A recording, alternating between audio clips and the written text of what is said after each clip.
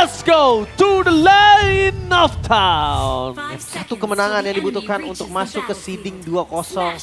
Lebih aman lagi. Sudah ada alter ego yang menunggu juga perwakilan dari Indonesia di seeding 2-0. Tapi ingat Yangon, ini masuk ke tim yang memang lagi kuat-kuatnya. Banyak banget informasi kayak yang tadi kami udah bilang juga. Di hasil scrimnya lagi bagus banget. Tapi gue ngelihat dari game ini mereka punya celah yang lumayan banyak. Ya, celah yang lumayan banyak. Tapi front to back mereka sangat kuat. Dan bisa dibilang dari ngomongin posisi dari Yangon Galacticos. Kali ini mereka cukup agak ekstrim dengan menggunakan Valentina sebagai counter seorang Sora. Bukan di arah mid lane tapi ya. Tapi Di head to head kan di arah EXP lane. menurut gue masih fine sih. Masih fine benar. Tapi kalau ngomongin ke arah head to head 5 versus 5. Kalau permainan dari crowd controlnya nggak dapat. Ini Yangon Galacticos yang bakal bisa dapat ganjarannya. Oke. Dengan emblem basic command emblem ternyata untuk dari Valentinanya. Pakai Brave Smite juga, FOB. Ini bikin sustain ini bakal kuat banget. Sementara dari Lutfi sendiri dia pakai emblem tank di dasarnya. Biar nggak terlalu tipis. Memang minusnya adalah damage-nya kurang. Tapi nggak masalah menurut gua. Tinggal itemnya aja. Sementara dari sisi gold lane, Skylar dengan FOB. Ini dengan adanya FOB harusnya sustain dia lumayan bagus ya. Apalagi dari stage sendiri dia pakai Master Assassin. Jadi naik darahnya juga nggak bakal terlalu banyak. Dan kita lihat juga positioningnya untuk dari para pasukan Yangon Galacticos kayaknya udah mulai sadar kalau dua jungle ini sudah berada di level 4. Yang mulai harus dikhawatirkan adalah permainan dari Fanny tersebut. Jadi target utama dari seorang Kairi. Dilihat, mundur ke arah belakang adalah sebuah jawaban meskipun dengan adanya Turtle akan menjadi tujuan utama mereka. Karena Kairi kalau dia memaksa dapetin satu poin kill di tengah itu nggak akan worth it dengan pertukaran pas di Turtle. Tapi sakit banget ya memang momentum dari... Buduh. Gak kalah sakit Ini jadi rugi di Kairi sih, jujur aja. Iya. Tapi itu momentum dari Leo sakit banget. Sementara Turtle tanpa dari Purple Han. Sepertinya akan coba untuk kontes. Oke, Barbriel telah dipanggil kali ini bakal di depan sana ada power retribution dari seorang Kairi. Berhasil mendapatkan satu momentum. Meanwhile di depan sana para pasukan dari Yangon Galacticos.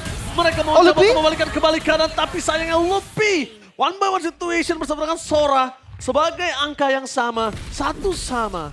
Tapi tetap keunggulannya, bottom lane, Skylar versus Stitch. Oh lihat, pasifnya muncul terus. Masih aman sih. Dari keduanya masih susah untuk dapetin kill ya. Dan Retribution Keyboy mau nggak mau dia harus pakai akhirnya dari Han. Karena Keyboy yang datang tadi harus ngusir dia lagi.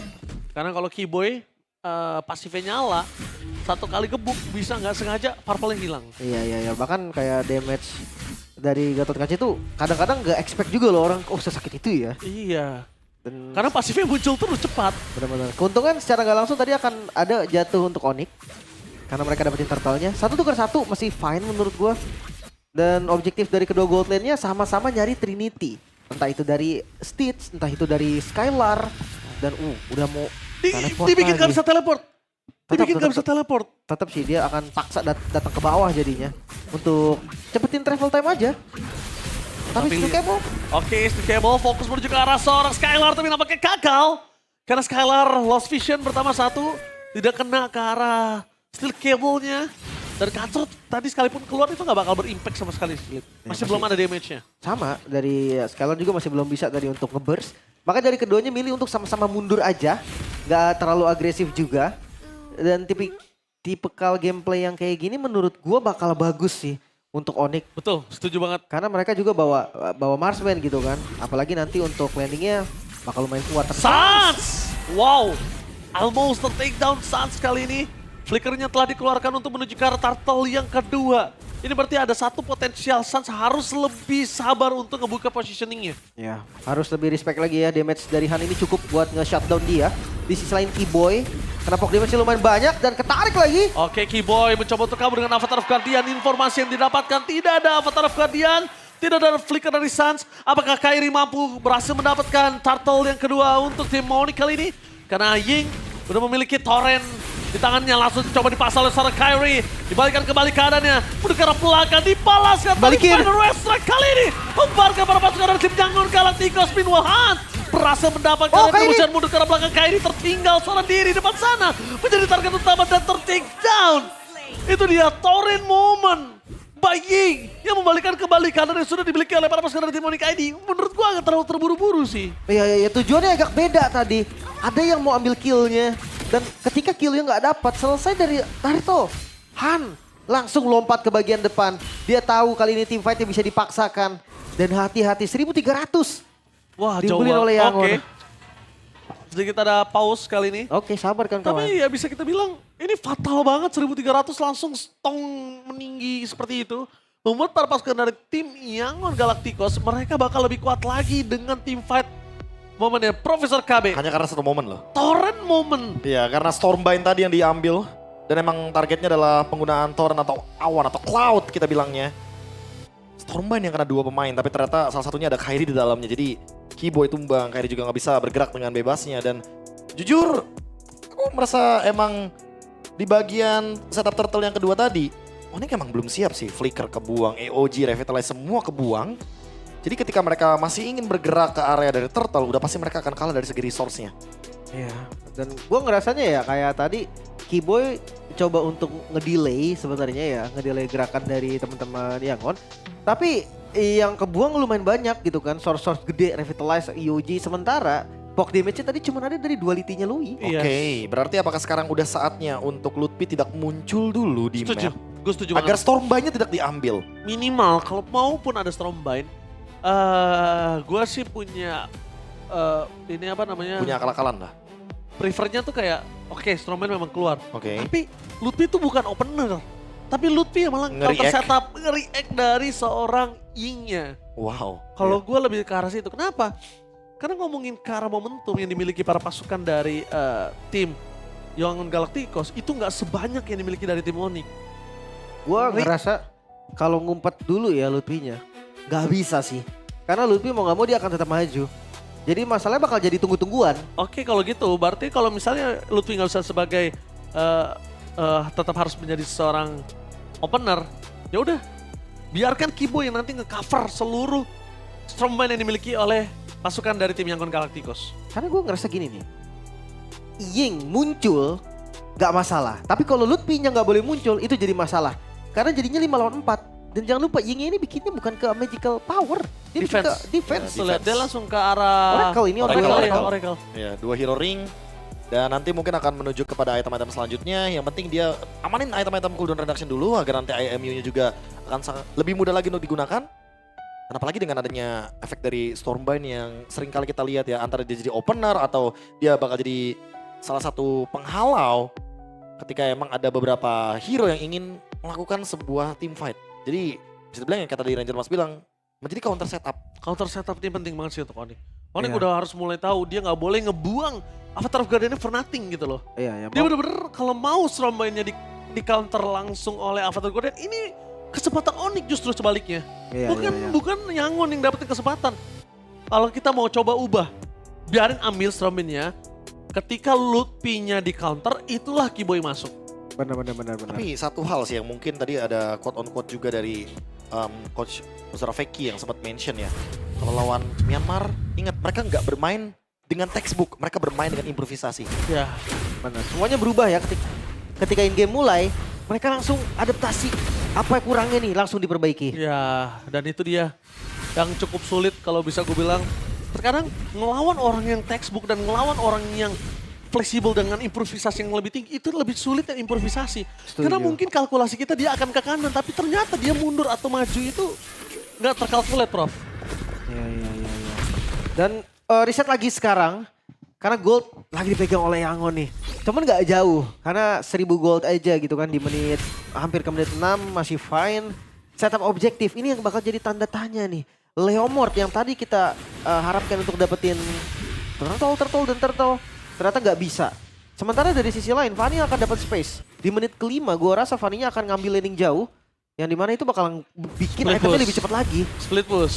Iya. Dia akan main split push. Sedangkan ngomongin Onyx ID, belum ada yang kuat untuk bisa nahan split push. Apalagi Kairi. Head to head kayaknya masih kurang wise sih. Taruh Kairi di arah laning nanti sama dia. Wah, screening dari Blink ini juga bagus banget loh. Dia tahu nih kapan dia harus nahan, kapan harus ngebuka vision.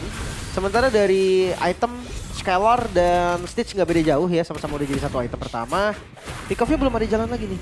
Karena dua-duanya tipikal hero counter setup. Oke, counter setup yang dilakukan oleh para pasukan dari tim Yangon Galacticos. Poking damage gantian kali ini Blinknya yang tidak dalam posisi yang maksimal. Tapi kalau ngomongin ke Gatot Kaca, Keyboy nggak boleh terpancing. Karena Keyboy sekali terpancing yang jadi akan menjadi sebuah momentum yang berbahaya.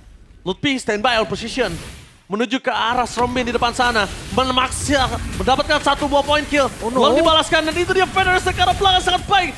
Dan para pasukan dari tim Yangon Galacticos. Mereka mencoba untuk melakukan sedikit counter setup. Tapi Lutfi? nampaknya Lutfi almost take down. Ying. Lalu kau di depan sana. The power of retribution-nya kalah Kairi. Kairi. Retribution-nya kali ini tersteal kembali the takeover. Ini dilakukan oleh Han. Wah, off camera tadi memang dari Kairi, tapi momentum yang damage-nya besar sekali.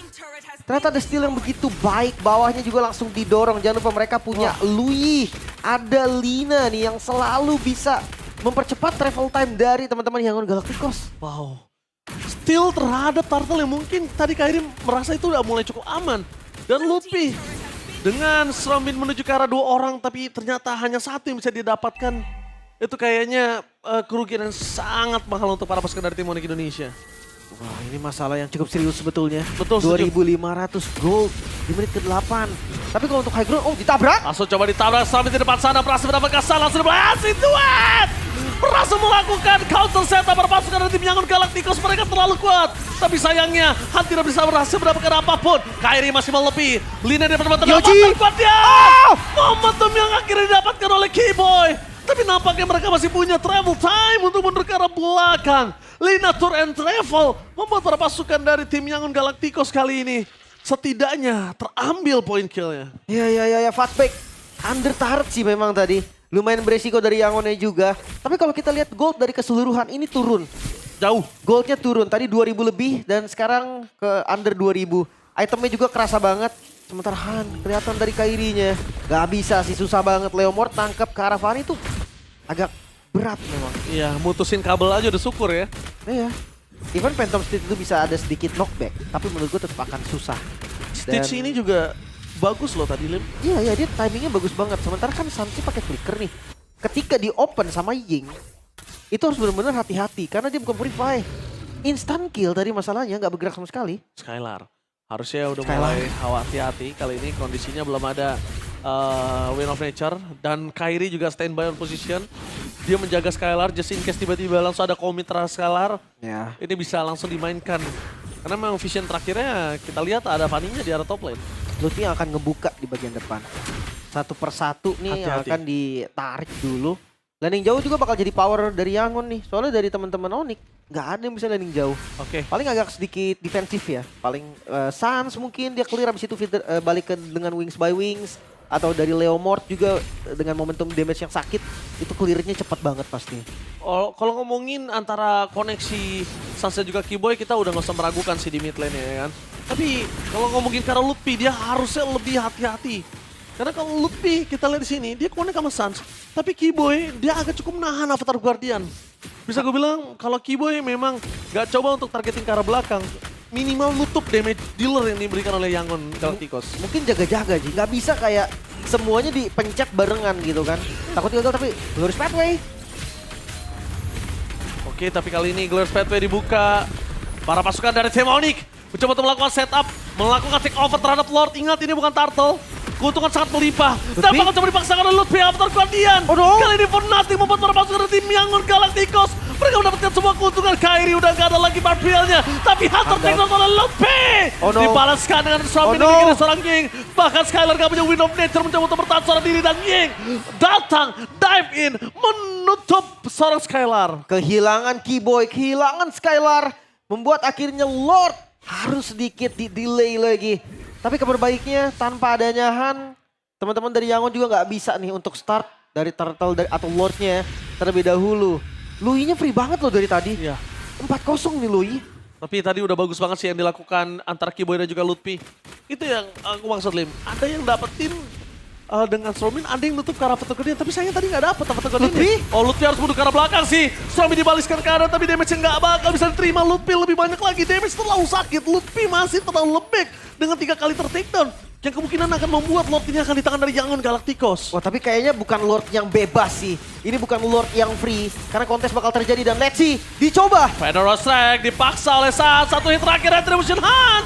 Kairi di zone ikut dan Avatar Guardian untuk Keyboy mundur ke arah belakang semua jawaban. Tapi one last hit. Ying, dive in. Kairi terperangkap di depan sana.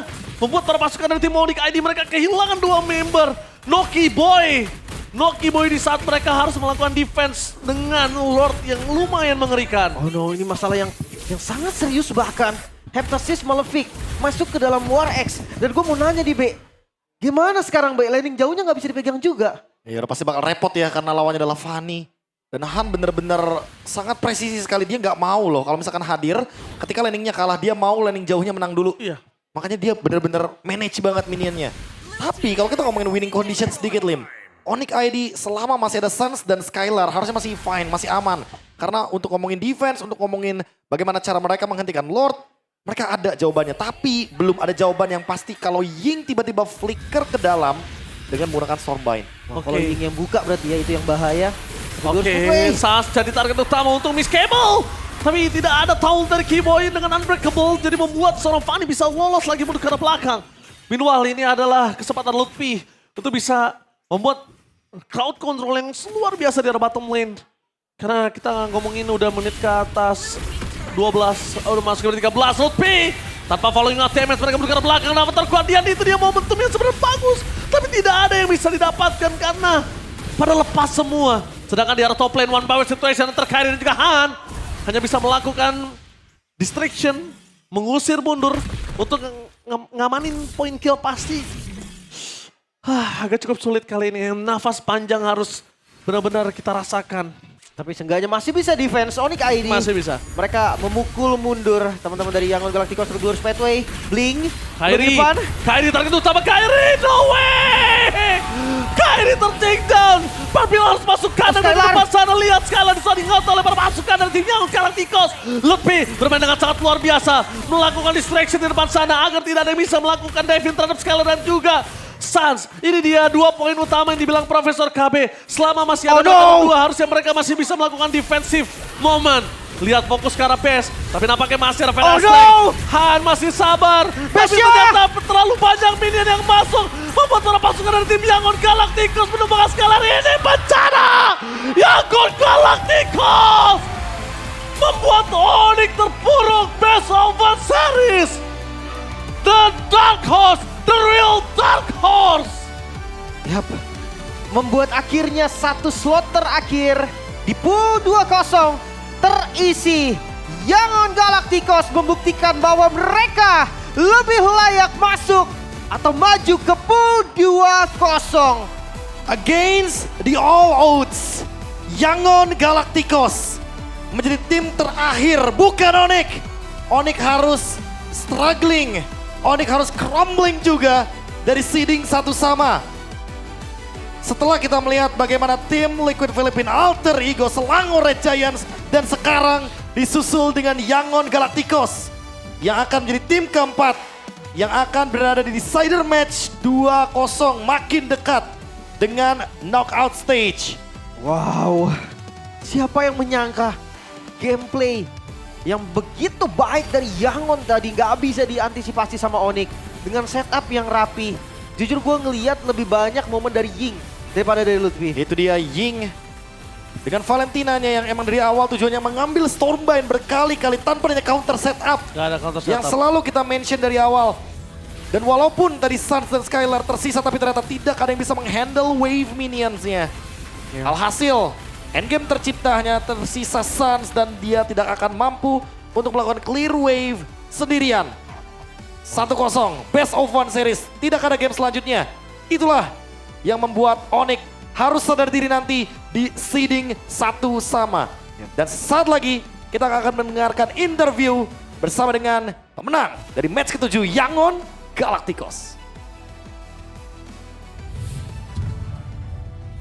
What an unexpected turn of events. Please give it up for Yangon Galacticos!